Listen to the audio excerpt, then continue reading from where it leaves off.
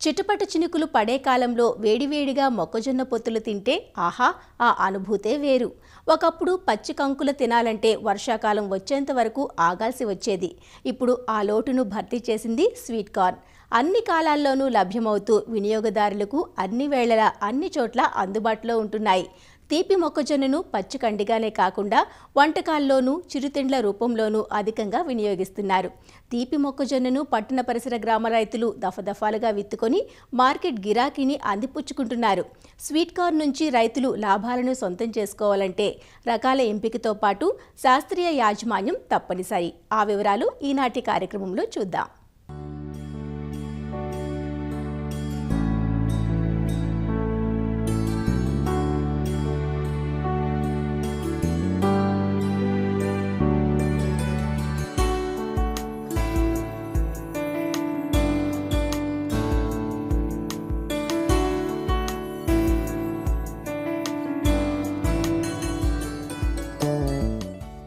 Sweet కార్న్ను market అనుకూలతను బట్టి సంవత్సరం పొడవునా విత్తుకునే అవకాశం ఉంది.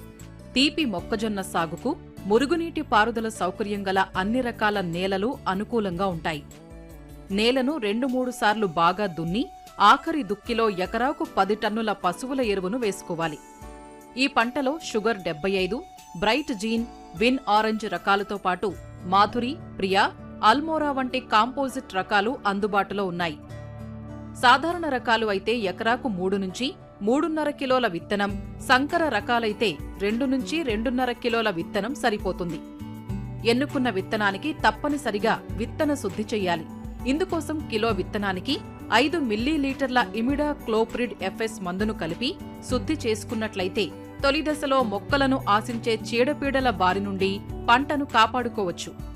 ముందుగా నాగలితో బోదెలు చేసుకుని వరుసల మధ్య 60 సెంటీమీటర్లు, మొక్కల మధ్య 20 సెంటీమీటర్ల ఎడం ఉండే విధంగా విత్తనాన్ని బోదెకు ఒకవైపున నాటుకోవాలి. ఈ పంట మొదటి 3-4 వారాల వరకు పెరుగుదల నెమ్మదిగా ఉండటం వలన కలుపును ఏమాత్రం తట్టుకోలేదు. కనుక విత్తిన 2 రోజులలోపు భూమిలో తగినంత తేమ ఉన్నప్పుడు ఎకరాకు అట్రాజిన్ అనే కలుపు మందును 1 నుంచి 1.5 కిలోలు 200 లీటర్ల నీటిలో కలిపి నేలపై పిచికారీ చేయటం వలన కలుపును నెల రోజుల వరకు మొలవకుండా అదుపు చేయవచ్చు. విత్తిన 30 నుంచి 35 రోజుల దశలో ఒకసారి అంతర కృషి చేసి మొదళ్లకు మట్టిని ఎగదోసినట్లయితే మొక్కలు ఏపుగా ఎదుగుతాయి.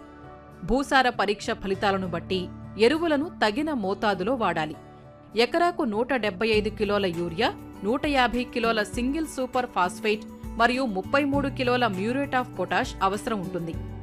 యూరియాను 3 సమభాగాలు చేసి విత్తే సమయంలోనూ విత్తిన 30 నుంచి 35 రోజులకు మరియు 50 నుంచి 55 రోజులకు 3 దఫాలుగా వేసుకోవాలి.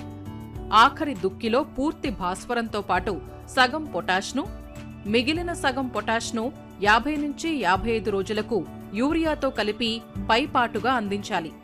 తీపి మొక్కజొన్న అధిక తేమను ఎంతమాత్రం తట్టుకోలేదు. కాబట్టి విత్తే సమయంలో పొలంలో తగినంత తేమ ఉండేలా చూసుకుని పంట కాలంలో నేల రకాన్ని బట్టి 6-7 తడులు ఇవ్వవలసి ఉంటుంది.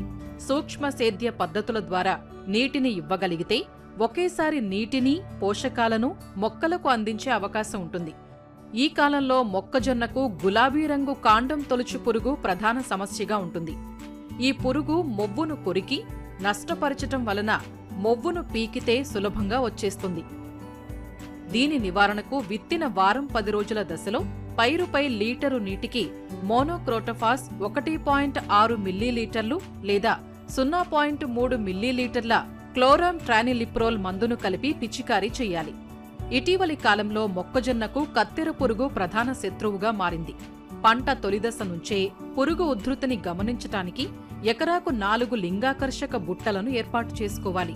విత్తిన వారం 10 రోజుల దశలో ఆకులపై కత్తెర పురుగు గ్రుడ్లను గమనించినట్లయితే వేప సంబంధిత మందులైన అజాడిరక్టిన్ 1500 ppmను లీటరు నీటికి 5 మిల్లీలీటర్లు కలుపుకొని పిచికారీ చేయాలి.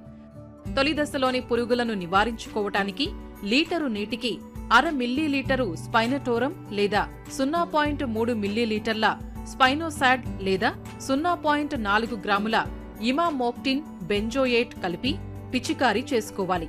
ఎదిగిన లార్వాలను పంటపై గమనించినట్లయితే విషపు ఎరను వాడుకోవాలి. ఇందుకోసం 5 కిలోల తవుడుకు అరకిలో బెల్లం ద్రావణం కలిపి ఒక రాత్రంతా పులియనిచ్చి మరుసటి రోజు 100 గ్రాముల థయోడీకార్బ్ కలిపి చిన్న చిన్న ఉండలుగా చేసి ఆకు సుడులలో వేసుకోవాలి.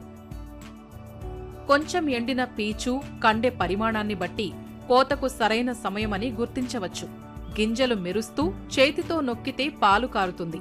ఈ దశలో కండెలను కోసి మార్కెట్ చేసుకోవాలి. ఇలా అన్ని యాజమాన్య పద్ధతుల్ని పాటిస్తే తీపి మొక్కజొన్న నుంచి ఎకరాకు సుమారుగా 26,000 నుంచి 33,000 కండెల దిగుబడిని సాధించవచ్చు.